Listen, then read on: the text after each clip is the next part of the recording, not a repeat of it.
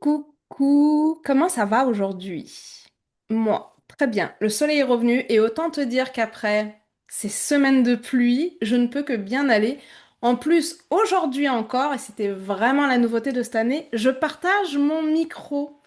Et je ne sais pas si tu l'as vu, mais à chaque introduction, je te dis que je ne partage pas mon micro avec n'importe qui parce que j'ai vraiment fait le choix d'être accompagnée de femmes incroyables et de cœur et avec qui j'ai envie de dire que j'ai des passifs, mais c'est vrai. Et aujourd'hui, eh ben, j'accueille Marine. Coucou Marine. Hello, tu vas bien? Oui, et toi, comment vas-tu? Très bien, je suis très contente d'être parmi nous, d'être parmi vous, de pouvoir partager ce petit temps avec toi. Ça fait un petit moment en plus qu'on s'est pas eu, donc je suis très contente et merci beaucoup de m'avoir invitée. Moi, je suis très contente parce que on a échangé les rôles. Hmm, c'est vrai, Cette année, c'est moi qui t'ai invitée. c'est vrai. Et c'est un exercice qui est nouveau pour moi parce que jusqu'à présent, mon podcast Acte, c'était mon journal intime d'entrepreneuse avec des pensées que je partageais ou des conseils, des tips que je donnais pour qu'on puisse avancer ensemble.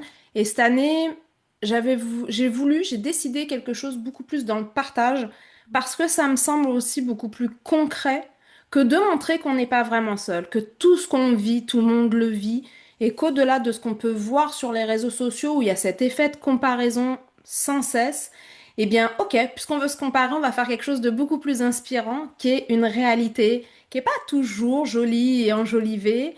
Et c'est aussi pour ça que j'ai fait le choix des gens que j'ai invités cette année.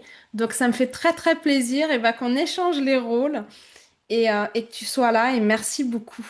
Merci. J'ai l'habitude de présenter mes invités. Mhm. Mais je sais qu'avec toi, je vais faire l'exercice inverse parce que il y a un conflit d'intérêts. Je vais en dire trop ou ça va être biaisé par mes propres avis personnels. Je vais te laisser en fait le faire à ma place. Est-ce que J'aurais mais adoré Ah entendre ta non! présentation. Mais dis pas ça, du coup on dirait que j'ai manqué mon intro, mais en fait Pas du tout. tellement, je me suis dit c'est pas possible, je peux pas le dire. Alors ok, attends, on reprend. Qu'est-ce que je pourrais dire sans vraiment biaiser? Mais c'est dur, t'as vu, c'est un exercice difficile. Alors, on va dire qu'en fait, parce que c'est quelque chose que tu fais souvent, on va faire un petit parcours. On va remonter en arrière. Ça fait moins de 10 ans que tu es au Portugal, donc on a une petite Parisienne qui est arrivée avec ses valises au Portugal il y a quelques années. Mhm. Tu sors ni du salariat ni de l'entrepreneuriat. Non, T'arrives fraîchement sans vraiment savoir ce que tu vas faire. T'as juste choisi ta destination. exactement. Sauf que, puisque tout le monde le dit comme ça, je veux aussi l'amener comme ça, faut payer les factures. Exactement. Et donc, tu vas monter ton business. Pas directement. Presque directement, mais pas directement. En fait, j'arrive au Portugal, je suis en fin d'études. Donc, en fait, je suis en stage à l'étranger. Ça a été un peu ma porte de sortie pour quitter Paris parce que bah, j'étais enfermée dans une vie qui, dans le fond, paraissait complètement parfaite et qui ne l'était pas du tout pour moi. Et pour beaucoup sur le papier, on se dit, mais elle est folle de quitter ça. Vraiment, hein, aujourd'hui, j'en ai conscience. Et en fait, j'arrive en fin d'études, je suis en troisième année de licence à la fin, et on nous donne l'opportunité de partir. Enfin, en gros, tu dois faire un stage à l'étranger ou en France, mais tu choisis, tu as la liberté de pouvoir partir. Et en fait, je me suis dit, bah, bingo, c'est ma carte de sortie, je me casse. Et du coup, bah, je suis partie, je suis arrivée au Portugal le 18 décembre, et j'ai commencé un stage sur 6 mois.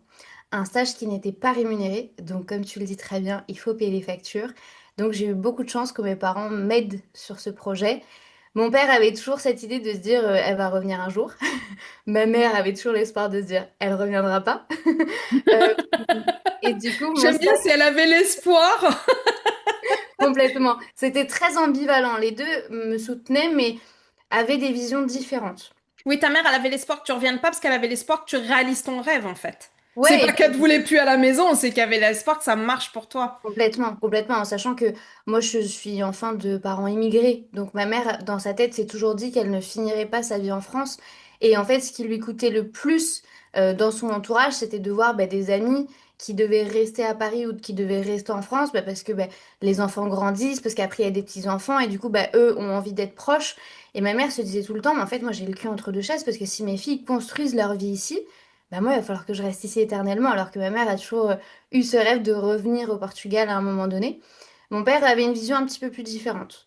Et du coup, bah, je pars, je fais mon stage, et en fait, je reviens jamais à Paris. Je reviens une fois au mois de mars, mais j'ai plus ce truc de... Et en fait, quand je pars du mois de mars de Paris, je me dis, ok, là, c'était mon dernier week-end, et je sais que cette vie-là, elle est plus du tout faite pour moi.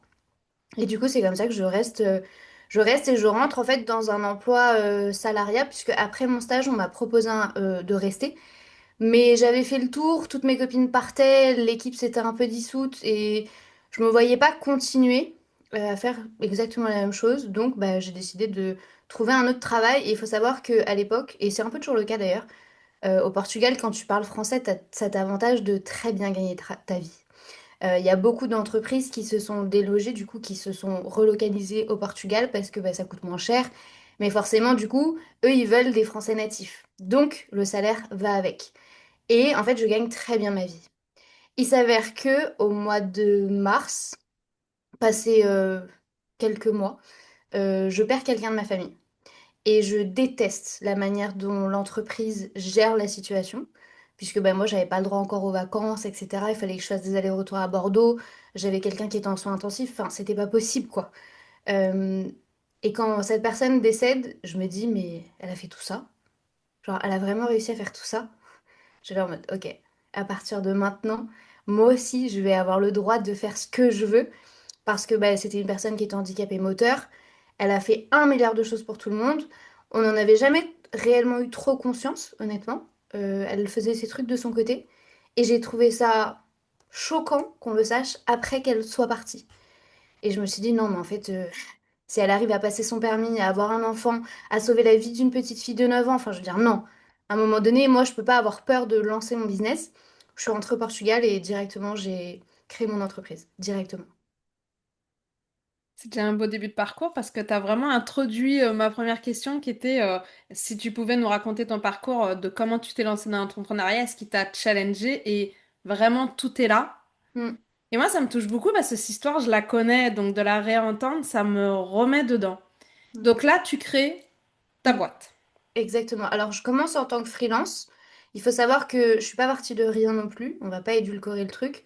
Non, puis t'es pas J'avais parti n'importe où non plus, et ça, c'est aussi pas de zéro, parce que tu aurais pu choisir un autre pays qui n'avait rien à voir avec ta famille, complètement. ou qui t'aurait mis plus en challenge au niveau de la langue, ou quoi que ce soit, donc il n'y a pas non plus de hasard. Complètement, complètement. Surtout que moi, de base, quand j'ai dit que je partais au Portugal, tout le monde pensait que je partais à Lisbonne. Il s'avère que moi, toute ma famille habite à peu près 1 heure et demie de Porto, ville que je connaissais pas du tout. Et du coup, je me suis dit, bah non, en fait, je vais quand même me rapprocher un maximum parce que j'ai aussi envie de me reconnecter aussi aux gens qui, je sais, ne seront pas là éternellement. Donc, j'ai commencé par ce choix-là, qui était le choix de la facilité, faut le dire. Très En belle plus, ville, soit dit en passant, hein, quand même, on va pas se ouais. mentir. Ah ben non, oui, Très beau cadre. ça aurait pu être pire, vraiment, je vais pas m'en plaindre. Et du coup, en fait, petit à petit, je développe mon blog, puisque moi, à l'époque, j'avais déjà un blog, déjà pendant mes études, etc. Donc, j'étais déjà un peu rentrée dans la création de contenu, sans jamais imaginer qu'un jour, ça aurait pu être mon travail. Jamais de la vie. Donc, je travaille sur ça, et en fait, c'est un peu mon échappatoire sur toute cette phase de début d'année qui est assez chaotique, où en fait, on est dans une bulle, on est un peu dans une parenthèse, où tu sais pas trop où va la vie et puis au final tu te demandes mais ça sert à quoi en fait et il y a plein de choses qui sont mises en question et le blog ça a été un peu ma soupape et en fait bah, je me rends compte que je travaille beaucoup mais que je prends énormément de plaisir et quand je dois penser à un projet j'avais un projet A en tête et j'avais le projet B avec le blog et je me dis au pire des cas si le projet A fonctionne pas bah, j'ai mon blog et puis je ferai en sorte de monétiser ce que je sais faire qui est ça quoi c'est une passion. Il s'avère que passé quelques jours, je planche, j'écris plein de trucs et je me rends compte qu'au final mon projet A va nulle part quoi. Et que en fait c'est très intéressant sur le papier mais que non. Et instinctivement, alors j'ai une très bonne intuition donc c'est ce qui m'a beaucoup aidé à ce moment-là de prise de décision. Je me suis dit non tu sais quoi en fait je vais partir directement sur le projet B, ça va pas du tout être un projet de secours. Et le lendemain ou le surlendemain je reçois un email mais lunaire d'un mec que je connais pas du tout, qui va devenir mon client et qui va rester un client à moi pendant des années. qui me dit que bah, ça fait plusieurs fois qu'ils tombent sur mon site internet, que eux, ça n'a rien à voir avec ce qu'ils font, mais que ça fait plusieurs fois que je suis en première sur Google et que eux veulent exactement le même résultat. Si je peux, du coup, moi, faire la même chose pour eux. Et je me dis, bah attends, mais pause. Comment ça? Et, du coup, je commence un peu à me renseigner. Hors de question de lui dire non. Donc j'ouvre du coup mon activité de freelance et c'est comme ça que par hasard je commence en tant que prestataire de service. Je suis pas du tout sur les réseaux, mais du coup en fait le bouche à oreille fait que ben, un tel parle de moi à un tel connaît un tel. Alors rien à voir avec mon réseau personnel à moi parce qu'il était hors de question que les gens sachent ce que j'étais en train de faire. Mes parents ne savaient même pas ce que j'étais en train de faire. Alors, Donc t'étais il pas était sur les réseaux, on est OK. Sauf que tu sais que moi aussi, j'ai tenu un blog. Et il faut dire ce qui est. La blogosphère, pour moi, ça reste, l- bien sûr, voilà, le précurseur des réseaux sociaux. complètement, Parce complètement. qu'il y a des codes qui sont quand même similaires. Quand tu commences à aller interagir chez quelqu'un d'autre sur le blog, elles viennent chez toi. Et ça, c'est quelque chose qui s'est retrouvé sur les réseaux. Complètement. Maintenant, tu sais que, donc moi, mes zones, c'est l'entrepreneuriat, Mm. le poids des mots. Mm. Je suis pas pour le hasard. Tu peux nous rappeler comment s'appelait ton blog? Ah non, tu vas pas faire ça. Oui, alors mon blog s'appelait Bibadass. Voilà. Voilà. Parce que Ouais. quand on me dit je suis pas sûre que ça va marcher et qu'on s'appelle Bibadas, il y a quand même pas de hasard. Mais c'est pas moi qui ai trouvé ce nom, c'est ça le pire. Eh bien, il y a certainement une histoire aussi derrière tout ça. Tu Ah vois. oui, oui, oui, bah, l'histoire est complètement folle. Mais oui, mais ce n'est absolument pas moi qui suis l'élément déclencheur de tout. Et en fait, c'est ça que je trouve dingue, c'est que il y a plein de parties du puzzle à droite à gauche qui Hmm. déjà me donnaient plein d'indications. En fait, il a fallu vraiment d'être face au mur et de se dire, ok, maintenant on fait quoi de tout ça? Pour qu'au final, bah, le puzzle s'imbrique tout seul, de manière très naturelle. Mais ça n'a pas pris 2 semaines. C'est un Ah bah non, travail. mais on est d'accord. Oui, c'est des années C'est au pour ça final que pour moi, il n'y a pas de hasard et quand j'entends j'étais pas sûre que ça marche. Mm, Je savais pas où j'allais. Et ouais, pourtant, il y avait tellement déjà quelque chose au-dessus de mm, ta tête. Tu sais, ce complètement. petit ou, ce petit Guy. Mm. Et pourtant, l'entrepreneuriat, ça n'a jamais été un objectif de vie. Moi, en fait, je voulais vraiment foncièrement être chef de projet. Et c'était un truc que j'avais réussi plus ou moins à Paris. Donc, en fait, je découvrais déjà le travail que je voulais faire. J'étais déjà dans l'environnement. Et moi, j'ai vu mon père avoir une entreprise, il l'a d'ailleurs toujours. Mais jamais de ma vie entière, je me suis dit, bah, je vais moi-même être entrepreneur. Jamais de la vie. Ce qui est Ça, triste, c'est ça. C'est que pour la plupart des entrepreneuses, c'était pas un souhait, un rêve, une direction première. Mais par contre, il y a quelque chose dans l'environnement du salariat qui a déçu. ouais. Et ça, je trouve ça hyper triste parce qu'en plus, derrière, ça alimente certaines croyances comme quoi, bah, c'est pas le salariat le mieux, c'est l'entrepreneuriat. Et en fait, il n'y a pas à les mettre en compétition tous les deux. C'est, t'as une possibilité, une opportunité, une compétence ou pas d'être dans le salariat ou d'être dans l'entrepreneuriat. Complètement. Pour moi, Mais, en fait, pour moi, c'est comparer l'incomparable. Tout le monde hmm, ne peut pas être entrepreneur comme tout le monde n'est pas fait pour travailler dans une entreprise. on En est fait, d'accord. c'est savoir ce pourquoi on le fait, en fait, et quel est le cadre qu'on souhaite avoir. Moi, tu vois, dans les faits, quand je me suis lancée, c'était pas tant. L'entreprise a pas mal géré, ils ont fait comme ils ont pu.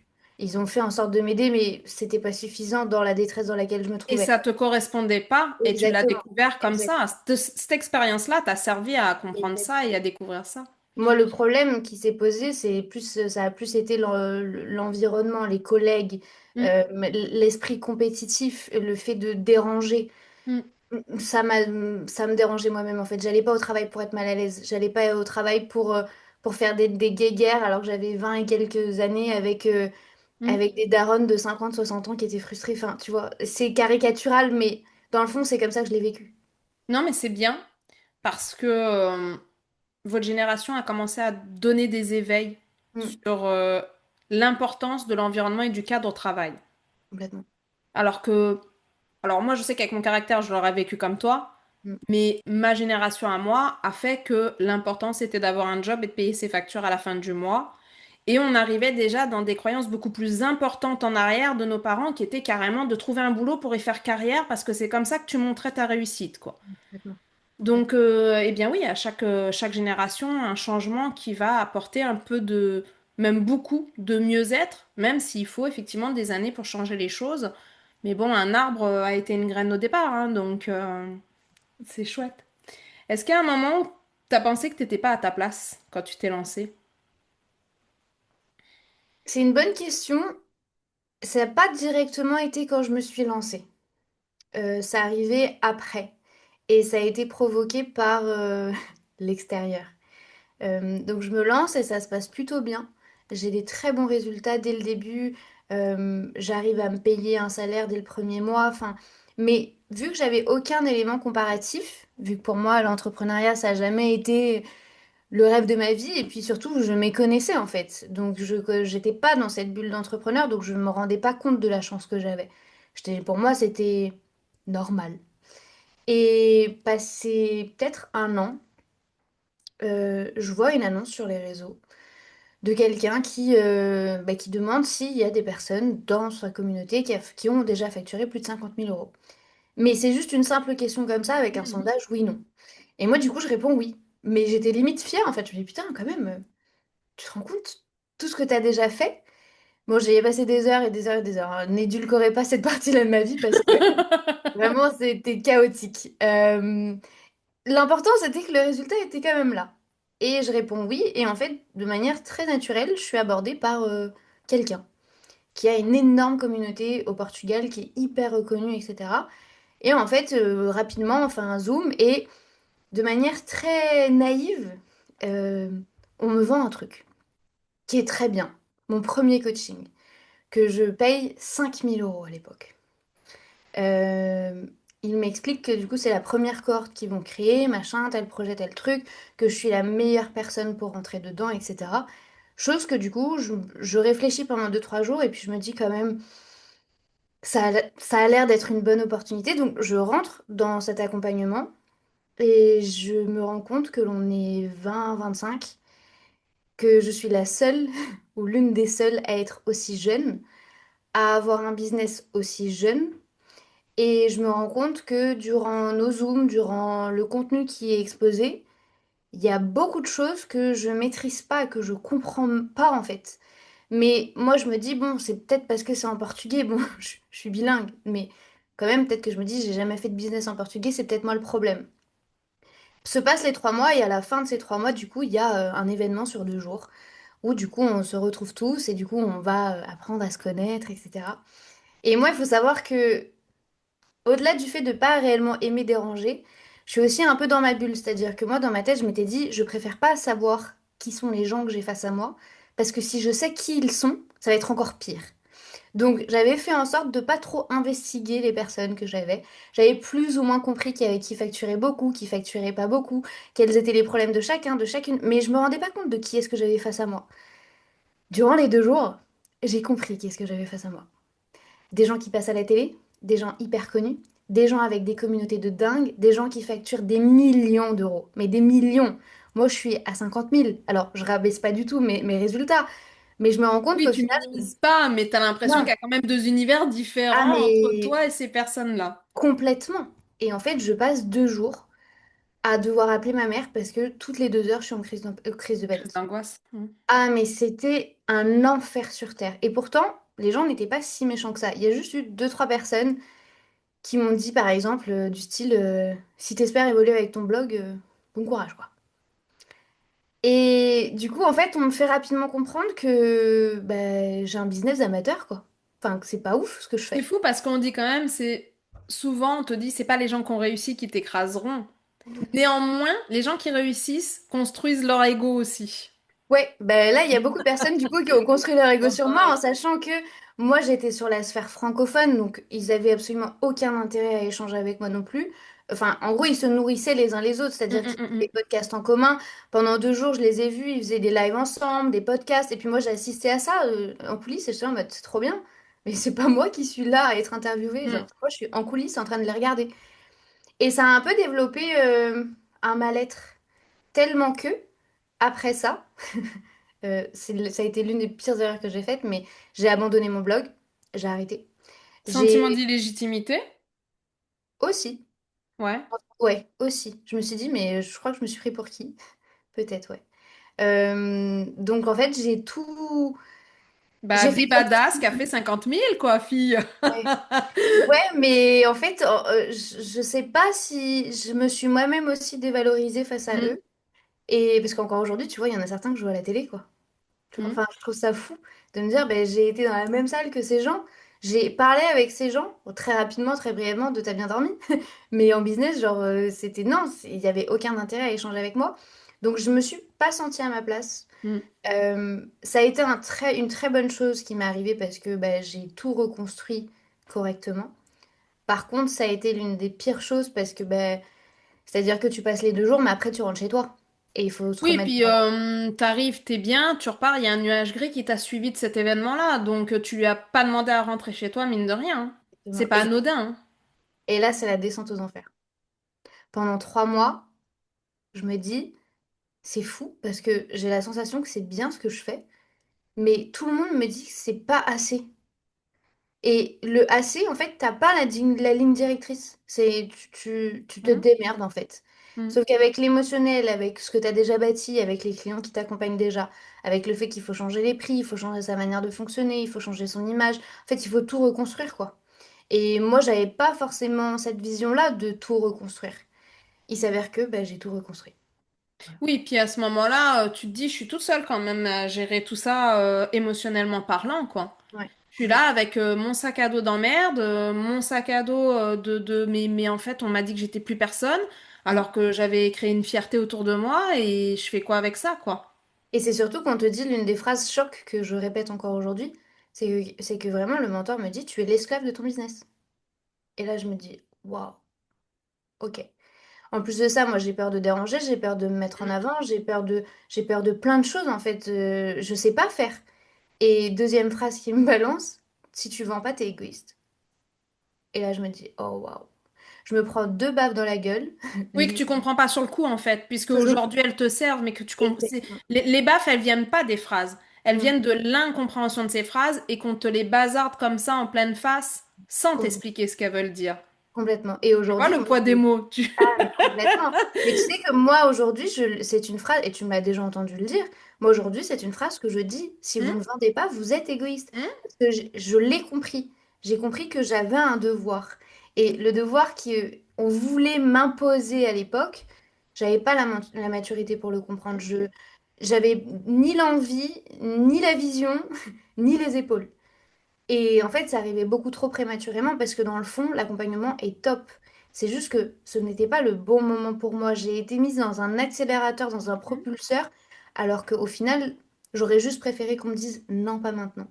Et pour celles qui n'ont pas compris et qui écoutent, imaginez-vous que vous détenez la formule qui va soigner une maladie rare, mais que vous vous sentez tellement pas légitime de l'avoir trouvée, que vous la gardez pour vous, pas parce que vous voulez pas la partager, Mhm. mais que vous vous sentez pas légitime de la partager avec le monde, ni peut-être les épaules de vous dire que vous allez pouvoir faire quelque chose d'extraordinaire dans les années à venir avec. C'est Complètement. exactement ça.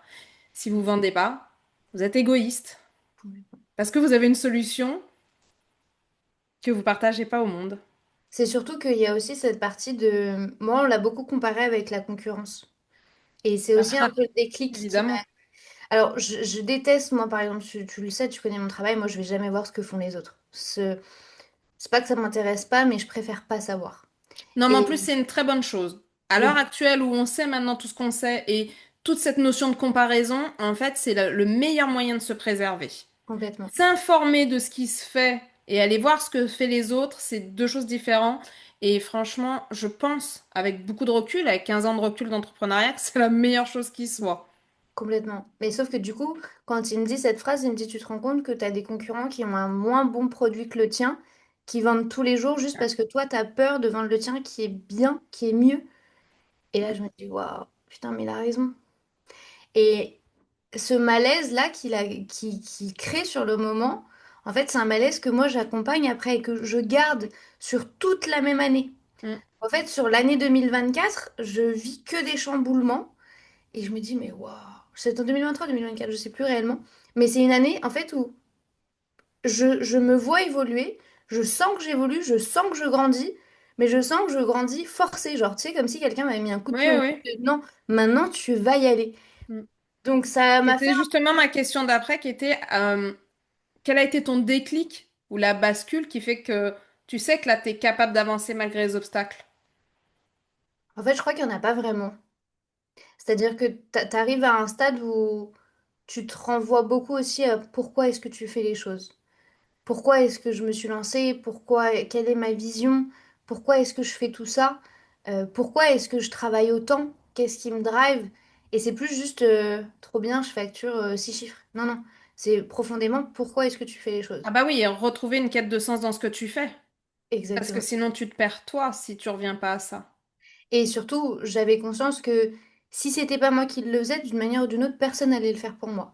Donc il fallait vraiment en fait que j'arrive à me recentrer et à comprendre, ok, pourquoi est-ce que j'ai envie de faire ça? Pourquoi est-ce que j'ai pas envie de faire ça? Pour après en fait avoir conscience que moi en fait c'est ce que m'ont inculqué mes parents, des obstacles, il y en aura toujours, il y en aura tout le temps. Ah, ça fait partie du chemin, Ça hein. fait partie du chemin, de la vie, de ce que tu dois endosser au quotidien. La seule différence ici, c'était d'avoir conscience des obstacles et quels étaient ceux que j'étais OK d'affronter ou pas. Et c'est comme ça que petit à petit, en fait, au jour le jour, bon, bah, tu peux pas les anticiper, malheureusement, parce que moi j'adore le contrôle, donc j'aurais adoré pouvoir les Ah anticiper. bon? Tu peux pas, tu ne peux pas. Donc, ben, je t'avance, mais en fait, quel que soit l'obstacle, vu que tu sais pourquoi tu fais les choses, t'y vas quand même. Aujourd'hui, forte de ce parcours-là, t'accompagnes désormais donc toujours. Quelles difficultés concrètes tu vois revenir le plus souvent, régulièrement chez tes clientes? Ah, il y en a Alors, il n'y en tellement. a pas qu'une, on le sait, on est d'accord. Non, il n'y en a pas qu'une. En fait, j'adorerais, mais vraiment, j'aimerais la limiter à une seule chose, mais il n'y a pas. Par contre, il y a une phrase qui va très bien le résumer, c'est ne devenez pas votre principal hater. Avant même de vouloir vendre, avant même de vouloir évoluer, avancer ce que vous voulez, en fait, c'est un travail sur soi qui est hyper important, qui doit être fait. Tu prêches une convaincue, hein? Ah, je sais, mais je sais aussi où je le dis. En fait, il faut partir du principe que si vous doutez trop, si vous vous remettez tout le temps en question, si vous attendez que ce soit parfait, mon Dieu, mais cette quête de la perfection constante, de devenir absolument la meilleure du jour au lendemain, de pas s'autoriser à se tromper, à essayer, à s'entraîner, c'est un fléau. Vraiment, c'est un fléau. Et j'aime dire d'arrêter d'être sa principale hater, mais dans tous les pans de sa vie, en fait. Dans C'est tout. un fléau et tu l'as vécu sur les remarques qu'on t'a fait, c'est-à-dire qu'il y avait d'autres gens Mm, qui vendaient mieux mm, sans forcément faire mieux et avoir une meilleure solution que la tienne. complètement. Et tu sais, on m'a souvent dit aussi, t'es trop gentille. Cette phrase, elle m'a aussi beaucoup accompagnée. Parce que tu sais, on a toujours cette vision de ceux qui fonctionnent et ceux qui avancent, c'est les requins business. C'est vraiment ceux qui ont, ils y vont et même s'ils t'écrasent, c'est pas grave. Mais moi, ça fait pas du tout partie de ma Et oui, personnalité. c'est pas tes valeurs. C'est pas moi. On me Moi, dit t'es trop gentil par rapport à qui, par rapport à quoi, et trop, tu le définis comment? exactement. Et du coup, on m'a mais trop souvent dit, j'allais dire très souvent, mais en fait, c'est trop souvent dit, t'es trop gentil. Et en fait, bah, cette gentillesse, moi, j'en ai fait une force. Parce que je Hmm. me suis dit, ok, bah, si je suis trop gentille, bah, ça va être exactement ça, mon élément différenciateur. Je vais être 10 fois plus humaine que ce qui se passe sur le terrain. Et Parce que ça... derrière un je suis trop gentil, il y a aussi je me préserve, même si Complètement. beaucoup de gens ne conscientisent pas ça. Complètement. Le jour où tu décides d'être trop gentil, tu te préserves Complètement. parce que tu te respectes toi. Exactement.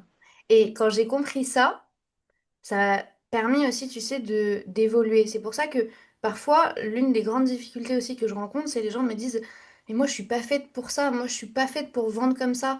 Moi, je suis pas à l'aise de vendre comme ça. Moi, j'ai suivi tel truc, tel truc, tel truc. On m'a vendu telle approche, mais moi, j'aime pas, je suis pas OK de faire, ça me va pas.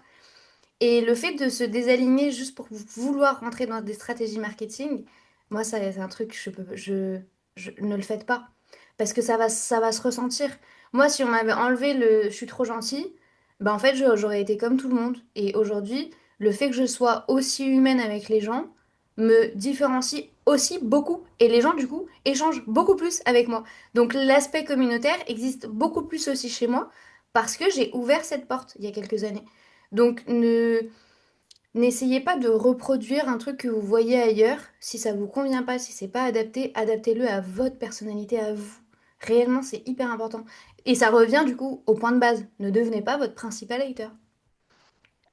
Ça me parle beaucoup ce que tu dis parce que moi, ça va me ramener à ce que je suis comme métier aujourd'hui, non pas qui me définissent, hein, évidemment, parce que pendant longtemps, et c'est là que tu te rends compte qu'en fait, ce qu'on te dit de faire reste toujours du prisme de l'autre. Comme qui on croit que tu es reste du prisme de l'autre, du prisme de son vécu, de ses peurs, tout ça, tout ça. Et moi, pendant très longtemps, j'ai pas compris pourquoi on me conseillait d'être psychologue. Et je Moi, me je disais, crois ça que si. m'intéresse pas, Moi, ça je crois que je m'intéresse pas. comprends. Moi, je crois que je comprends vraiment. Premier degré, je crois que je Oui, mais comprends. c'était un prisme qui m'intéressait pas. En plus, j'avais pas envie de soigner les autres Mm, parce que j'en étais pas consciente, mais je savais qu'il y avait quelque chose qui allait pas chez moi, qui avait besoin d'être soigné.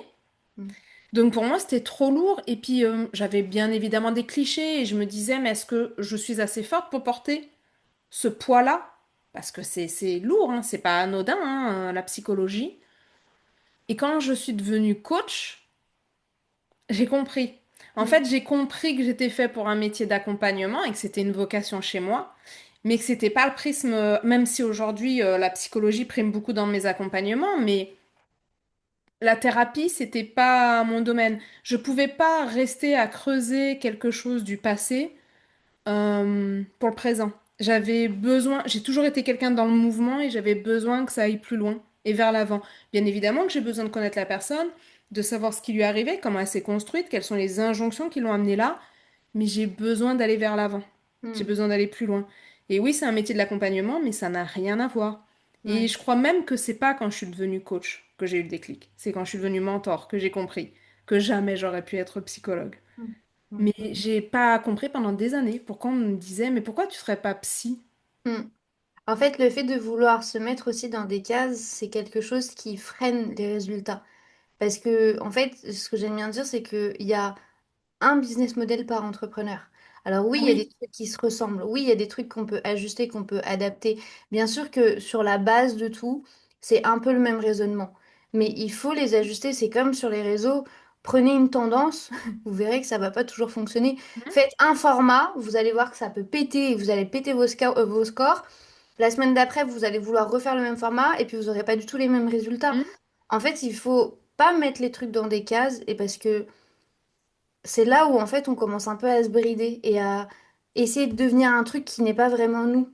Et d'une manière ou d'une autre, ça nous rattrape à un moment donné. Puis Donc, comme la vie évolue, il n'y a pas de bien, de mal, de noir, de ah blanc, il y non, a des nuances. Donc complètement. les Complètement. cases, chez moi, j'ai appris à aimer ça parce que ça soulage d'explications. Ça Mm, explique des comportements, ça complètement. explique pourquoi t'es comme ça. Si enfermé, c'est là que ça devient toxique. Mm, Parce que complètement. si tu t'y enfermes, tu te refuses à évoluer. Complètement. Mais il faut qu'elles existent d'une manière ou d'une autre, tu vois, parce que C'est rassurant. oui, et puis l'humain est fait comme ça aussi, tu vois, moi dans la création de contenu, bien entendu que j'ai créé des cases parce que j'étais obligée pour expliquer certaines choses, sinon les gens se perdent. Mm, Mais dans le fond, les cases, tu peux les gommer, ça mm. reviendra au même, tu vois. C'est juste que c'est rassurant parce que c'est ce qu'on nous a toujours appris, tu vois, à l'école, les coloriages magiques. C'est Et rassurant parce ah, que c'est rationnel. exactement, complètement, complètement. Euh, Quel est le mythe ou le standard que beaucoup d'entrepreneuses entretiennent et qui, d'après toi, les freine aujourd'hui? Ou les freine encore? Ok, il faut que ce soit parfait pour faire. C'est fou, c'est un perfectionnisme. Mm. Ah, c'est un C'est truc de très dingue. lié à la comparaison. Et évidemment, moi, je reviendrai toujours à ça parce que pour moi, c'est le cœur de tout, mais c'est très lié à la mésestime, à la confiance en soi, à la valeur qu'on se porte. C'est un truc de ouf. J'avais pas conscience d'à quel point on pouvait vraiment être méchante avec soi-même. Est-ce que quand Et tu as créé ton business, tu t'es dit, la phrase qu'on va me dire, enfin, une des phrases qu'on va me dire le plus, que mes clientes vont me dire le plus, c'est, mais j'ai pas confiance en moi, mais j'ai un syndrome d'imposteur, mais moi, j'ai rien à raconter, mais moi, mm. je suis personne. Bah, en fait, Toutes ces phrases. le problème, c'est que ces phrases, elles sont cachées dans des situations. C'est-à-dire que La personne peut le vivre sans en avoir Ah conscience. oui, mais ça c'est le pire, on est d'accord. Et c'est là que c'est pire, parce que quand tu as conscience du problème, tu vas résoudre, tu vois. Par exemple, moi, toute l'année où j'étais en train de développer mon blog et mes prestations de service, bon, bah, une fois que j'ai fini mon coaching, j'avais conscience du problème, il fallait juste que je trouve la solution, mais le problème, il avait tellement été mis en avant que, bon, tu pleures 3 mois, mais après, tu trouves une solution, tu vois. Euh, Quand t'as pas conscience du problème, c'est là où il y a le vice qui s'installe. Parce que du coup, c'est pas ah, mais je crois que j'ai un syndrome de l'imposteur, pas du tout. C'est ah, attends, mais avant, il faut que je fasse ci, ça, ça, ça, ça. Et passer une semaine, tu trucs, et puis tu vois qu'au final, il y a même pas une cage qui a été causée. Et tu te dis, mais pourquoi du coup, t'as pas fait ça au moins? Mais tu sais, parce qu'il faut que ce soit comme ci, comme ça, comme ça, comme ça, comme ça. Et en fait, c'est une liste infinie de plein de trucs qu'il y a à faire pour que la personne ne passe jamais à l'action. Et c'est après coup que tu comprends qu'il y a des peurs, il y a des doutes, il y a de la comparaison. Il y a le fait d'écrire je me sens pas légitime parce que j'ai peur qu'on me dise non. Tu vois? Et en fait, c'est plein de petites phrases comme ça qui te mettent sur la piste de OK, en fait, elle a juste pas confiance. Et parfois, voire même tout le temps, notamment en création de contenu, le manque de confiance, c'est quand, par exemple, je te dis, bah là, tu vas me filmer un Reels face caméra. Et la personne me dit, mais pas du tout. Je vais pas du tout faire ça. Et c'est là, tu vois, que je commence à déconstruire. Je dis, tu vois, parce que là, il y a un truc qui est lié à ça, ça, ça, ça et ça. Mais du coup, ça se caractérise plus sur des symptômes au quotidien qu'à proprement parler, la personne va te dire, bah non, j'ai pas confiance en moi. Tu vois, la personne, généralement, elle en a conscience, mais elle l'affirme pas réellement comme ça frontalement. Puis c'est encore tabou dans notre société, dans Ouais. notre culture, de l'admettre. Parce que on t'a tellement demandé quand tu étais enfant de ne pas dépasser, Mhm. quand tu faisais des coloriages, de tu serais gentil, tu ferais plaisir à maman ou à papa si tu faisais ça. Complètement. Et toutes ces injonctions que adulte, eh ben, tu te sens l'obligation d'être parfaite et de surtout de pas admettre que tu as une faille, une Mm. difficulté et un problème parce que tu es censé être capable de gérer seul. Donc encore aujourd'hui, tu vois, moi qui pensais que ça y est, on parlait de l'accompagnement, c'était vulgarisé, il y avait les réseaux sociaux pour en parler. Ben en fait, pas du tout. Ah C'est non. encore tabou de dire j'ai un problème, il vient de ma posture, il vient de comment je me sens, il vient si je suis OK ou pas avec moi-même, il vient d'avouer que j'ai une faille et que je suis pas capable de faire ça ou qu'il va falloir travailler ça. Mais tu sais que c'est Très fou. vicieux. Au-delà même du fait d'être vicieux, c'est quelque chose qui accompagne au quotidien. Dans le Ah sens oui. où, par exemple, tu vois, moi, dans mon accompagnement dans le mentorat, il y a bien entendu toute la partie théorique, mais moi, j'aime bien dire, j'aime pas vous rendre complètement débile. Donc, on va vous expliquer pourquoi vous allez faire les choses, mais après, on va passer à l'action. Donc, il y a tout un scope de cahier d'exercice, etc. Et on va le faire avec vous. Il s'avère que, mais vraiment, je trouve ça fou, j'ai tellement de nanas qui ont le syndrome de la bonne élève. Il faut absolument que tout soit bien fait. Et même si c'est nickel chrome, elles vont quand même envoyer un message. Est-ce que vous pouvez vérifier juste pour voir si c'est bien? Tu sais, cette recherche constante Hmm. d'approbation, d'avoir une bonne note, même encore aujourd'hui, et attention, j'accompagne des femmes de mon âge, donc qui ont 25-30 ans, mais j'accompagne aussi des femmes qui ont 50-55 ans, Hmm. 60 ans. Et je me rends compte que cette validation externe, elle est tellement présente parce que on nous a toujours dit, il y a une grille de qualification. Il y a une grille d'évaluation et cette grille d'évaluation, tu dois la passer. Et du coup, moi, j'en ris Ah avec bah elle. encore plus dans ma génération, hein, c'est Ah comme ça oui, qu'on nous a appris, hein. complètement. Le Et c'est syndrome pour, de la bonne élève, le syndrome de la gentille fille, le et syndrome. et On est en c'est train pour de ça. tous les mettre en Oui. lumière. Et c'est pour ça que moi, je trouve ça fou parce que plus d'une fois, moi, je leur dis, mais on n'est pas à l'école. On n'est pas à l'école. Quand elles arrivent en retard à une réunion, je dis, mais vous n'êtes pas en retard. Vous êtes là parce que vous avez pu être là maintenant. Il n'y a pas de retard, il y a pas de règles, tu vois. Et c'est ça, l'un des plus gros problèmes, moi, je dirais, ça, ce problème-là va créer des difficultés beaucoup plus grandes.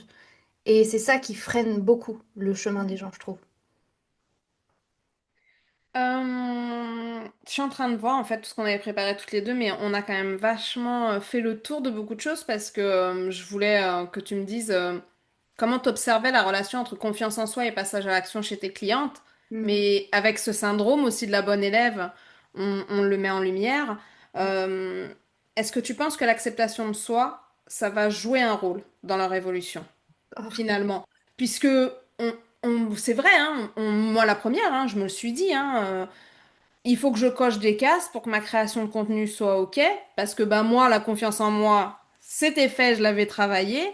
Pour moi, c'était vraiment la technique le problème. Et attention, spoiler, je le pense toujours, mais parce que j'avais pas ce frein psychologique.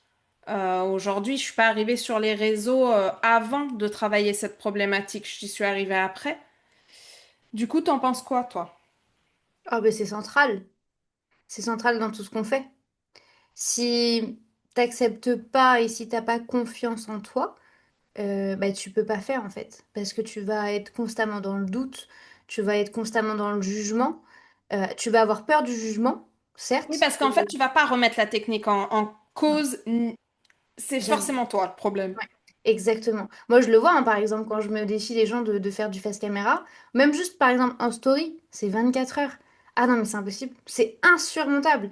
Mais parce que en fait, il y a un jugement personnel qui est tellement fort, qui est tellement présent de d'auto-jugement, hein, vraiment de je sais pas faire, je sais pas parler, c'est pas Oui, qui est pas forcément accompagné d'un retour à son image. On a tous ces gens qui ont peur de leur image, de leur voix, de leur... et c'est normal, mais c'est pas forcément ça le problème. du tout. C'est pas du tout ça qui revient dès le départ, parce que l'aspect technique, t'y penses après, parce que tu l'as rationalisé, tu vois. Mais le premier élément avant qu'il devienne rationnel, c'est qu'il est émotionnel. Donc ça va te renvoyer à toutes tes peurs vis-à-vis de toi-même. Et attention, je dis pas que c'est facile. J'ai moi-même fait ce chemin-là. Enfin, de base, la But First Academy, si tu regardes, je me montre pas. Ah bah C'est oui. une marque à part entière où, oui, c'est ma personnalité, c'est mes codes, c'est mes valeurs, mais tu ne me voyais jamais. Et le personal branding, ça fait 1 an et demi que je le Hmm. travaille. Tu vois? Donc, il y a aussi cette évolution-là, mais parce que j'avais besoin d'avoir confiance en moi, d'accepter que, ok, là, ça peut être associé à mon prénom, à mon image, à mon visage, parce que je sais de quoi je parle. Ça a été validé, je l'ai moi-même validé. Et là, je sais que on pourra te dire tout ce qu'on veut de l'extérieur si ça vient pas de toi. Moi, tu vois, il y avait beaucoup de gens dans la But First Academy qui me disaient, mais c'est fou ce que tu fais, mais merci, mais franchement, c'est génial. Mais ça voulait... En fait, ça rentrait d'une oreille, ça sortait de l'autre parce que moi-même, j'y croyais pas. Oui, tant que tu te valides pas toi-même, peu importe ce que disent les gens. C'est comme lorsque des gens ne s'aiment pas physiquement, tu peux leur dire t'es belle, t'es jolie, t'es ceci, t'es cela. Si tu te valides pas à l'intérieur de toi, peu importe. Et puis ça peut venir même de proches, de ton mari, de ta mère, de tes enfants. Si toi tu te valides pas, c'est mort. Ça n'a aucune valeur ce qui vient de l'extérieur. Complètement. C'est pour ça que pour moi, il faut d'abord revenir à la base, ne sois pas ta principale haters. Revenir à la base de tout et se dire, bon, ben, qu'est-ce que j'aime chez moi, qu'est-ce que je veux améliorer chez moi, et on y va. Mais pas attendre juste ah ben ça sera parfait demain ou je me lance lundi ou je le ferai le mois prochain parce que tu le feras pas. C'est en fait ne pas se laisser le choix et se dire si je ne le fais pas, personne ne va le faire pour moi. Surtout aujourd'hui, avec le contexte actuel et les évolutions actuelles de l'intelligence artificielle, d'encore plus de concurrence, d'omniprésence de tout le monde, il faut un minimum se mettre en avant. Je dis pas se montrer, mais au moins être OK avec sa personnalité, tu vois. Il y a certaines valeurs qui vont être très importantes pour vous, mettez-les en avant. Je crois aussi qu'il y a beaucoup de... Tu vois, je reviens encore sur cette histoire de poids des mots, mais moi, quand je dis aux gens, portez votre voix, Mm. affirmez-vous, ce que les gens vont entendre derrière, c'est OK, il faut que je me lève et que je tape du poing sur la table. Ouais. Et du J'avais, coup, j'avais aussi un peu cette vision-là, il faut le et dire. oui, Oui, c'est humain. parce que affirme-toi, de suite, t'as cette sensation-là qu'il faut que tu cries plus fort que les autres. Mm. Voire pire, qu'il faut que tu fasses des vagues, qu'il faut absolument que tu lances des débats, que tu fasses du buzz, qu'il faut absolument que C'est tout le monde ça? entende parler de toi. Mais tu me connais très bien, Sandra. Oui. Je suis pas cette personne-là. Moi, quand les gens me disaient, il faut absolument que tu te mettes en avant, il faut que les gens te voient, il faut que les gens entendent parler de toi. Je dis, mais pas du tout, en fait. Enfin, déjà, de un, les gens paieront pas pour moi. De deux, j'ai pas du tout envie de crier plus fort que l'autre. Et puis de trois, j'ai pas Et puis, envie. t'avais peut-être pas envie de crier tout court, Ouais, d'ailleurs. c'est ça, j'ai pas envie, tu vois. Et au final, petit à petit, je me suis dit, bah, je vais pas crier plus fort, je vais juste dire ce que j'ai à dire. Que ça plaise ou que ça plaise pas, bah écoute, c'est pas très grave. Donc au début, par exemple, bah, quand j'avais Après, j'ai eu très très peu de haters, ok? J'ai eu de la chance. Mais du coup, ce que je faisais, c'est que quand un ou deux apparaissaient, ou je le transformais en contenu, ce que j'adore faire maintenant, ou je bloquais directement parce que je me sentais pas à l'aise de débattre avec un inconnu qui était là à juger ma valeur alors qu'on ne se connaît pas. Donc je bloquais. Et en fait, je me disais, au pire des cas, je bloque. Et au moins comme ça, je ferais comme si ça n'avait pas existé. Et c'est comme ça que Si petit je à ne petit. le vois pas, ça n'existe pas. Exactement. En fait, cette phrase au début, elle m'a énormément aidée. Parce que du coup, bah, c'est pas grave, ça m'atteint pas, je les connais pas, ces gens. Donc, tant pis. S'ils sont pas d'accord, bah, ils sont pas d'accord. C'est avec des gens avec qui je n'aurais pas eu envie de travailler, d'une manière ou d'une autre. Donc, c'est pas grave.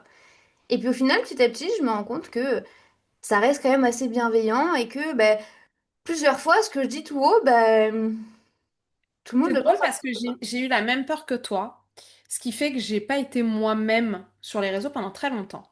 Hmm, J'avais pas peur d'en avoir, sauf que moi je me connais, hmm, flemme, je et sais. qu'en plus je peux aller très loin et que ça aurait pu détruire ma communication.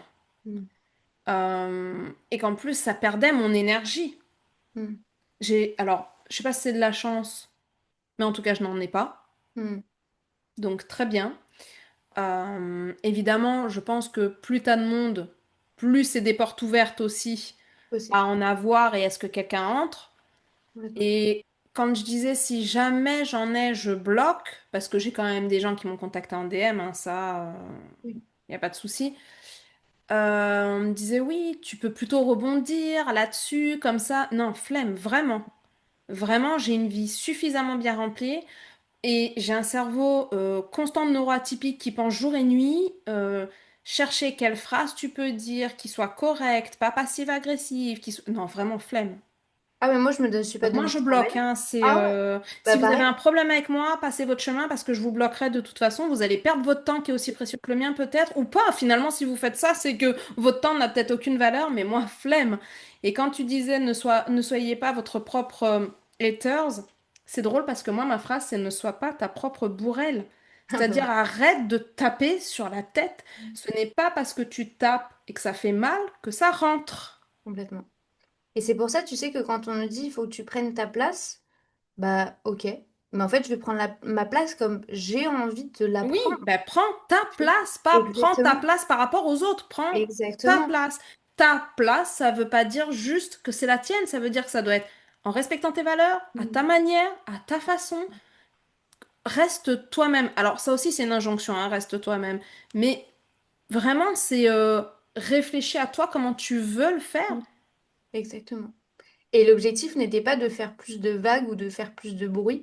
L'objectif, moi, en fait, dans le fond, au début, c'était juste de me connecter avec des gens qui allaient avoir la même vision ou les mêmes valeurs ou les mêmes envies. Mhm. Voilà. Point Ah bah, barre. c'est tellement plus agréable de travailler avec des gens qui nous ressemblent. Exactement. Bah, c'est pas pour rien que 90% de ma communauté est timide, a peur de se montrer, n'ose pas trop prendre la parole. Tu vois, Et puis comme il de y a les par hasard. 10%. Et puis il y a Sandra. Oui, parce qu'alors même si on ose le faire, ça veut pas dire qu'on a la technique, hein. Il reste toujours ce manque d'expertise-là, de ce côté-là. Et moi, c'est drôle parce que je suis très clivante et ma communauté pourrait être la tienne parce que j'ai des gens qui n'osent pas, qui sont timides, mais par contre qui aiment ce Mm. que je suis et ce que je dégage. Parce que ça fait pas effet miroir, mais ça fait effet projection. C'est Oui. comme ça qu'elles aimeraient. Donc forcément, en fait, d'une manière ou d'une autre, ou Mm. t'attires des gens qui te ressemblent, ou t'attires des gens qui veulent les mêmes résultats, voire mieux. Donc, ben, c'est tout bénef. Donc pourquoi s'en priver? Et j'ai même des gens, j'ai signé une personne, ça c'est vraiment l'anecdote de ma vie parce que je l'aime tellement. J'avais signé quelqu'un qui m'a dit, au début je t'ai suivi sur les réseaux, et puis je t'ai supprimé, et puis je t'ai suivi, et puis je t'ai supprimé. Déjà j'ai trouvé ça hyper courageux de me le dire parce que je sais les gens qui viennent me voir la personnalité qu'ils ont. Et je lui dis, mais pourquoi aujourd'hui tu signes? Elle me dit, je te hais, tu es la personne que j'aimerais être. Et c'est ça qui m'a gênée. Je me suis dit, mais elle parle fort. Et après je dis, non, en fait elle ose. Hmm. Et puis, elle va loin. Non, en fait, elle est pas gênée, elle a pas de tabou. Et au final, j'ai compris que ce qui me gênait chez toi et qui me faisait me désabonner de ton compte, eh ben, c'est que j'aurais adoré avoir la force que tu as de le faire. Et moi, il y a une phrase que j'aime bien, qui me suit aussi beaucoup, c'est, et j'ai encore pensé lundi parce que j'ai vu un spectacle, c'est quand, quand tu vois des gens et que tu te dis que ce qu'ils font, ça a l'air d'être facile, comme je te l'ai souvent dit, mais moi, je sais que quand ça paraît facile, c'est qu'il y a 3 tonnes de taf derrière. ou qu'il y a quelque chose d'assumé derrière. Et Mm. quand les gens trouvent que pour moi c'est facile, mais vous imaginez pas le nombre d'années de thérapie qu'il y a derrière et tout le travail que j'ai dû faire sur moi pour être là aujourd'hui. Évidemment, les gens qui me connaissent dans mon entourage m'ont toujours dit, ouais, mais non, toi, t'as toujours été une leaduse naturelle. Non, non, ça, c'est le rôle que vous m'avez prêté. Moi, je voulais surtout pas qu'on m'embête et je voulais, voilà. Oui, je disais tout haut ce que tout le monde pensait tout bas, mais parce que je voulais qu'on me remarque, parce que je me sentais pas aimée. Il y avait toujours des manques, je palliais à des manques. En fait, j'étais pas confiante, j'étais rebelle. Je Ouais. voulais me montrer que j'existe, mais je pars d'une mésestime qui est à moins 10 000 sous le sol de la terre. Mais tu vois, ça, c'est un super bon exemple pour rassurer les gens. Vous n'avez pas besoin d'être tout sur les réseaux. Vous n'avez pas besoin de tout montrer. Par exemple, la dernière fois, je parlais avec mon mari qui me disait, en fait, je comprends ce que tu fais et je le vois, parce que bah, du coup, il me suit. Il te suit?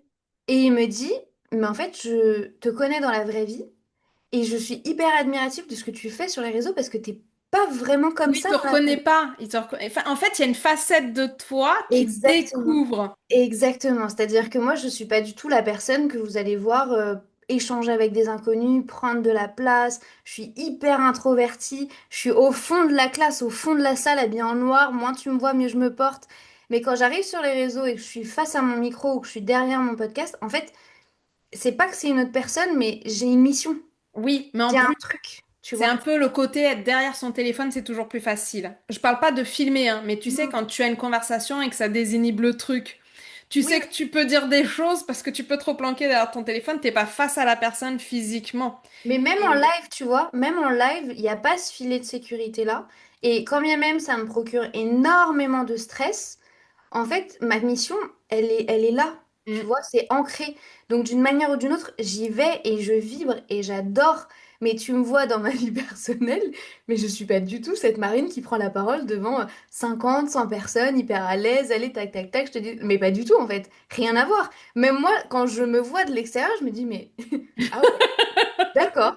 Et j'accepte que ça fait partie de ma personnalité, c'est une de mes facettes en tant que professionnelle. Parce que je sais que ça, personne va pouvoir le faire pour moi. Donc, ne vous mettez pas juste dans un truc de ah, mais du coup, il faut que je raconte ma vie. Ah, mais du coup, il faut que absolument que je te montre tout. Non, moi, les gens ne savent rien de ma vie, ou très, très, très, très peu de choses. Et ce qu'ils voient, c'est l'interprétation qu'ils veulent avoir de moi. Mais ça ne dit rien de qui je suis Ah dans non, ma c'est vie clair. personnelle. Et ça, pour le coup, il faut vraiment, vraiment le distinguer parce que c'est souvent quelque chose aussi qui empêche les gens d'avancer.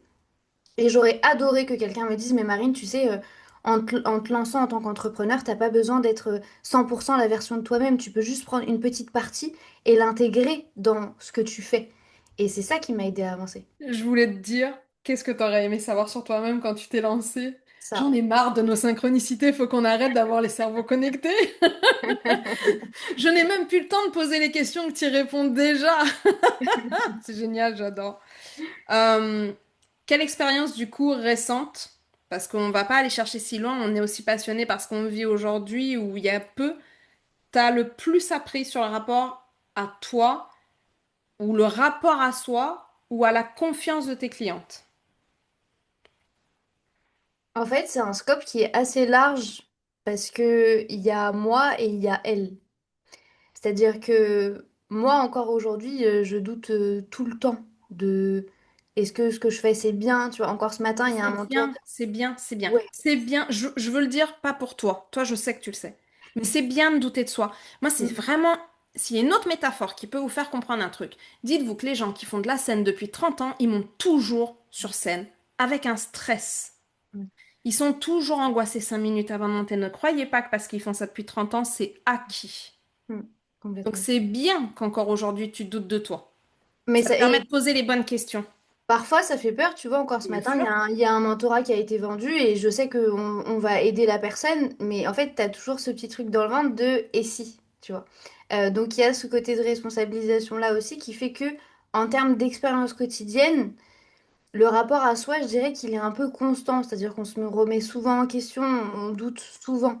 Après, il y a les expériences vis-à-vis de mes clientes, où là, pour le coup, moi, ce qui me drive le plus, c'est pas qu'elles me disent, Marine, j'ai fait 7 ventes en une semaine, j'ai pété mes scores, etc. Alors oui, bien sûr, je suis hyper contente. Mais moi, ce que j'aime entendre, c'est Bah merci parce que j'étais avec mon fils et au final j'étais en train de vendre ou j'adore ce que je fais, je prends énormément de plaisir. En fait, c'est le fait de se reconnecter à pourquoi est-ce que sont faites les choses. Alors oui, le résultat financier il est important parce que ça enlève la pression mentale de se dire mais mon Dieu, qu'est-ce que je vais faire? Mais de voir l'à côté, d'entendre des gens que Qu'est-ce que j'accompagne, tu as fait de ça? en fait, c'est plus, tu vois, le côté de le concrétiser. Tu vois, j'ai accompagné quelqu'un qui m'a dit, genre, bah là, il y a très peu de temps, qu'elle va acheter sa maison de rêve. En fait, moi, je pars du principe que c'est pour ça que je fais mon travail. Tu Mm, vois, c'est pour ça que je fais mon métier. Pas pour te dire que tu as facturé 6 chiffres et si, enfin, tu connais ma communication, c'est très rare que j'utilise facture 100 000 euros, facture 3 000 euros, mm, on mm, s'en mm, fout mm, en mm. fait. Moi, ce Donc que je moi, ça veux, veut rien dire parce qu'en plus, on n'est pas tous à la recherche de ça. complètement. Et surtout, moi, je les ai facturés les Moi, 50 quand on 000. me dit mais tu fais 10 000 euros par mois, je dis alors attends, moi, mon essentiel, c'est de passer, d'avoir du temps pour moi, caresser mes chats et aller au ciné avec mon fils. Exactement, exactement. Là, tu me parles une langue qui me crée de l'eczéma. Mm. Et Sur- pourtant, mm. mes proches me connaissent, j'aime l'argent. Ah oui, mais en fait, L'un n'empêche pas l'autre, mais j'aime l'argent pour faire ça. Avoir Mm. du temps pour moi, avoir Mm. du temps pour câliner mes chats et aller Ça au fait ciné. partie, ça fait partie du chemin, bien entendu, tu vois. Forcément, c'est une variable qu'il faut prendre en compte. Mais pour moi, une personne qui arrive vers moi et qui me dit juste je veux facturer tant, je refuse de l'accompagner. Parce que, en fait, je suis pas une machine à cash, je fais pas de la magie. Moi, il faut qu'il y ait une essence plus profonde pour qu'on aille chercher Mm. ce que tu as envie d'aller chercher. Comme on disait au début du podcast, il faut qu'il y ait du sens. Exactement, complètement. Et pour moi, tu vois, pour moi, c'est les meilleures expériences que tu peux avoir. Mais après, je peux pas en isoler une parce que en fait, l'entrepreneuriat, c'est tellement un roller coaster de plein d'émotions que je peux pas te dire, genre, il y a que ça qui se passe. En fait, c'est au quotidien. Au quotidien, tu peux, le matin, avoir la tête dans le pâté et pas avoir envie, faire un truc qui te booste de ouf et adorer. Passer 1 heure, t'as un email ou un message WhatsApp qui te met en joie. Passer 2 heures, galérer sur un outil et t'énerver et te demander pourquoi tu fais ça. En fait, c'est hyper condensé, mais en quelques heures, t'as l'impression de devenir complètement folle. C'est la réalité des coulisses. Donc, je peux pas isoler qu'une seule expérience. Je dirais que c'est des expériences qui sont mutuelles, mais l'important, c'est toujours de savoir pourquoi est-ce que tu le fais. Sinon, en fait, tu te lèves pas le matin, en fait. C'est En simple. plus, quand tu arrives avec le souhait de te dire je veux faire 10 000 euros par mois, c'est, puisqu'on en parlait tout à l'heure de la perfection, une quête de la perfection interminable. C'est-à-dire qu'ok, allez, imaginons, tu les fais ces 10 000 balles par mois. Que tu as même dépassé la peur de l'échec, la peur de la réussite, puisque tu les fais. Mm. Il y a une insatisfaction. Parce que d'un seul coup, tu vas vouloir faire les 20 000. Et puis imaginons quand même que tu les fais, les 20 000. Allez, on y va. Tu fais les 50 000. Et puis imaginons que tu le fais, ce palier. Tu vas vouloir faire les 100 000. En fait, c'est une quête interminable. Qu'est-ce que tu veux faire avec cet argent? Pourquoi tu veux cet argent? Ben moi, c'est quelque chose pour le coup, j'ai expérimenté, puisque pour la petite histoire, moi, l'un de mes rêves, c'était de devenir propriétaire et d'acheter ma maison. Et il s'avère que dans tout ce parcours, on l'a un peu raccourci, mais je suis devenue freelance, puis j'ai créé mon entreprise, puis j'ai créé une agence. Il y avait 9 personnes dans cette agence et on facturait beaucoup, mais on était rarement à l'équilibre. Donc tous les mois, je me faisais des nœuds au cerveau, mais j'avais un objectif en tête, je voulais acheter ma maison. Hmm. C'était indéniable, il fallait que j'y arrive. Il s'avère que du coup, l'année où je l'achète, donc une semaine avant la signature, je me retrouve en pleurs à la piscine en août, il fait super beau, cadre parfait, tout va bien dans le meilleur des mondes, je suis même pas fatiguée, et je pleure et je me dis, mais qu'est-ce que je vais faire, quoi? Qu'est-ce que je vais faire? Et c'était même plus une question de j'en ai marre de manager des gens et j'en ai marre des problèmes qu'il y a au quotidien, mais c'était de me dire pourquoi est-ce que j'ai ça maintenant? En fait, j'ai réussi ce que je voulais obtenir. Hmm. J'ai eu Donc, ce palier-là, ouais. exactement. Bah, j'ai signé ma maison et après, j'ai fermé mon agence. Et je suis revenue à quelque chose de beaucoup plus simple, quelque chose qui me ressemble davantage. Et de là est née la phrase, prendre soin de soi, c'est prendre soin de son business. Hmm. Mais il fallait passer par là. Ah oui, c'est obligatoire. Mais c'est pour ça que moi maintenant, je refuse de travailler que après des chiffres parce que, Hmm. en fait, tu vas atteindre les 10 000, oui, et après. Les Hmm. 20 000, ok, et après. Et en Ouais, fait, c'est ça. c'est C'est cette quête. interminable. C'est une quête sans fin. C'est Exactement. une quête sans fin et sans sens. Ben, les gens se cachent Si t'as derrière. pas décidé ce que tu allais faire avec cet argent derrière, les chiffres peuvent grossir. Hmm. Pour moi, c'est une fausse ambition, en fait. Oui. Et je l'ai compris quand j'ai communiqué sur le fait que je fermais mon agence. J'ai étrangement, et pour le coup, ça m'a beaucoup surpris sur le moment, des femmes qui m'envoyaient des messages en me disant, mais du coup, tu l'as vécu comment au niveau de ton ambition? Est-ce que ça a remis en question ton ambition? Comment est-ce que tu l'as vécu? Je suis en mode quoi? Comment Ouais, ça, mais mon... alors ça, on pourrait en parler encore pendant des heures parce qu'il y a aussi la place des femmes dans l'entrepreneuriat. Oui, complètement, complètement. Mais c'était aussi en lien avec leurs questions. Oui, avec la décision que tu as prise et qui a l'air de dire, mais elle a réussi, pourquoi? Comme si tu disais que tu arrêtais tout, quoi. En fait, ça a le même effet. Exact. Mais en fait, moi, je pars du principe que même si ça fonctionne, on peut l'arrêter. Et là, dans le fond, ça fonctionnait sans réellement fonctionner. C'est-à-dire que on facturait beaucoup, mais moi, je voyais beaucoup sortir aussi. Donc, ça a créé aussi des angoisses de me dire, mais en fait, il faut qu'on ait ce volume-là pour que ben, les personnes qui travaillent avec moi puissent vivre. Mm, Donc, il y avait beaucoup de responsabilités autour de ça. Même si c'était un projet qui fonctionnait très bien, à la fin, ça fonctionnait pour qui, quoi? mm. Tu vois? Aujourd'hui, c'est quoi ton actualité? Si jamais on est intéressé pour œuvrer, avancer, travailler avec toi, c'est quoi tes accompagnements, les projets à venir? Alors, les projets à venir, il y en a beaucoup. Euh, avant, je t'aurais dit, je t'aurais parlé que du côté pro, mais le côté personnel fait aussi partie de ma vie maintenant. Donc, je rentre dans une phase de maternité et de vie de maman. Donc, forcément, il y a beaucoup de chamboulements qui vont avoir lieu. En termes d'accompagnement, il y en a deux principaux. Soit à travers un programme qui se fait en autonome, donc l'Expresso, qui est du coup toute la stratégie sur Instagram pour savoir comment bien communiquer, comment avancer, comment bien poser sa stratégie de contenu, en sachant qu'il y a beaucoup de nouveautés qui sont en cours. Donc ça va être vraiment le produit phare pour avancer sur les réseaux. Et à côté de ça, du coup, j'ai un mentorat sur 6 mois où là, j'aide et j'accompagne les femmes à construire leur communauté, mais surtout à vendre de manière naturelle avec des tunnels qui vont fonctionner, des systèmes naturels et automatiques pour que le business soutienne le quotidien et pas le contraire. Et pas le contraire. Mm. De toute façon, je mettrai en dessous tous les endroits où on peut te retrouver, ton Mhm. site internet, ton Instagram. Avec Même plaisir. si tu rentres dans ta phase de maternité, je sais que tu ne seras pas loin. Non, Je ne suis pas inquiète pour ça. non. Eh bien, écoute, il y aurait eu encore mille choses à dire, mais je suis vraiment contente et j'ai appris quelques petits trucs. Je connais 95% de tout ça, mais ça fait plaisir et puis ça fait surtout plaisir d'en avoir discuté et partagé parce que je suis sûre que beaucoup de choses ont été dites qui vont parler à beaucoup, beaucoup, beaucoup de femmes. Donc encore merci beaucoup pour ce partage, pour ta présence. Ah, c'était un vrai bonheur. T'as vu, j'ai appris à me recentrer et pas me disperser dans tous les sens, hein. J'ai vu, j'ai vu. Mais merci à toi de m'avoir donné une place pour faire entendre ma voix, mon parcours et j'espère que ça pourra déjà de un inspirer, mais surtout motiver les gens à passer à l'action parce que vous pouvez emmagasiner un maximum d'informations. Si vous ne faites pas, personne ne fera pour vous.